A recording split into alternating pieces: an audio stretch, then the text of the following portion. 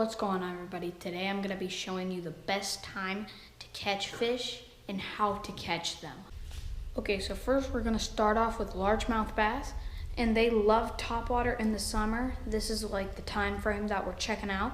So in the summer for largemouth bass, which is what we're going to be talking about today, you want to be using a torpedo or a jitterbug. They love any color, any kind, doesn't matter what brand, off-brand jitterbug, anything. It just has to be a topwater in motion. Like jitterbugs, they go around, like they move. Torpedoes, when you like spin them, they just spin around. The end spins around, and that really gets their attention. I catch a lot of big largemouth with this. So I really recommend getting torpedoes, jitterbugs, and even whopper ploppers. Whopper ploppers are just, you jerk them, they move forward, they make a lot of air motion in the water, and that really attracts them. So jitterbug, torpedo, whopper plopper. I love all of these, but I think my favorite one's the torpedo. So I really recommend the torpedo.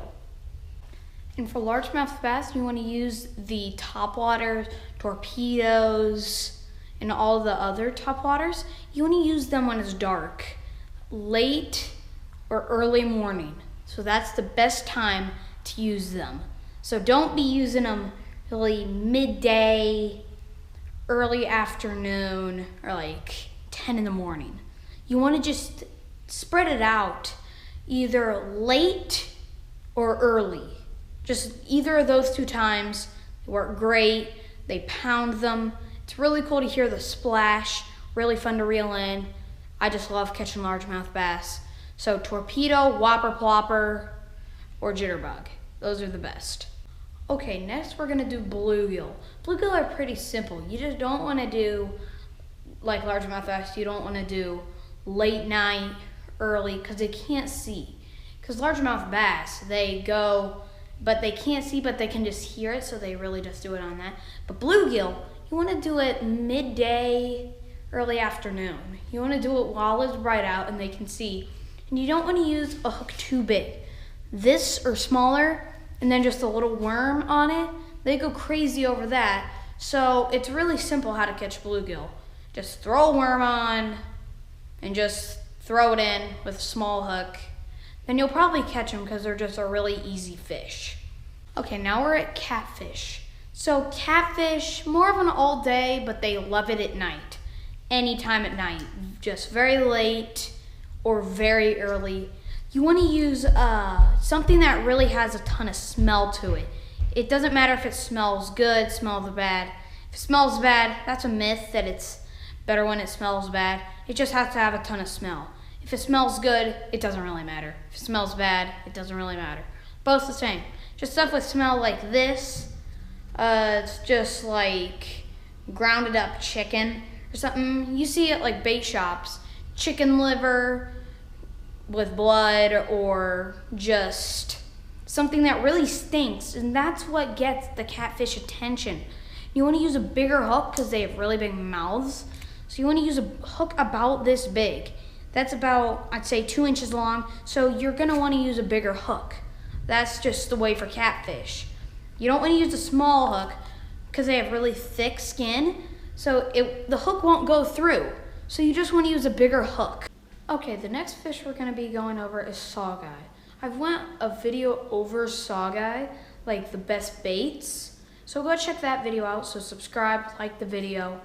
And in that video, it shows the best baits and when to use them. But I'll just go over it now, unless you want to go check that video out. So you want to use the Big Joshy swim bait. Very sparkly. They like doing it during the night. Just go while it's dark. They just love the dark because the minnows can't see. Their eyes from the saugeye adjust, but you want to have something bright so they can see it just a little bit in the moonlight, because they don't want those minnows to be seeing them, or they're just going to go away. Or this one. This one is a very lively, because it shakes around, dives, goes up. It makes a lot of sound when it shakes around, when it moves in the water. And you want to use both these at night. Saugeye, you can really just catch them any time of day. but it's just best during the night. So yeah, you just want to use one of these during the night or when it's dark. That's just the best time to use them. Really recommend it. And you want to really use it while the wind is blowing right in your face, because the minnows go towards it. They just go because the current, where the wind goes, the current just flows. And the minnows just flow with the current. And so the saw guy know that the minnows are going to be following the wind. So they go over and they're like, oh, the minnows are going to be over here. So they go over there, eat the minnows until they see one of these, and then they eat it, and you got something. That's just a very easy way to catch saugeye. Really recommend both of these. Big Joshy swim bait and this, like, what is it called? Crankbait? Something like that. I just really love them. Check them out. Love them. Okay, so I've went over all the fish that we're going to be going through today, but I'm now going to talk to you about what season, you want to fish in. So pretty much for all of those, other than the saugeye, you want to fish for the saugeye spring, fall, winter. They're not really a summer fish. You can, but they just like the cold more, other than like the really, really, really warm.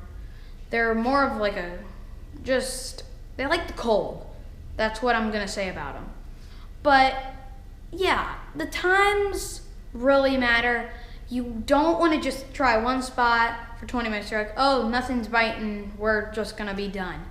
You have to go fish one spot, 30 minutes, go to the next spot, 30 minutes. If you don't catch anything there, go to another spot. If you don't catch anything there, they're probably just not biting. But if you're just catching a lot at one spot, and then they just stop, go to another spot, take a break, or just do anything that could make the fish bite again. Just don't be fishing in one spot, catching nothing. You gotta find the fish. You don't just stay in one spot and just sit there to be like, oh, there's nothing here, so there's nothing gonna bite in the whole pond, lake, or the place where you're gonna be fishing. So you just have to try different spots, different times. Find when the fish are most active at that spot. Find the time that the fish are active at all the spots. So thanks for watching, guys. Like, subscribe. See you next time.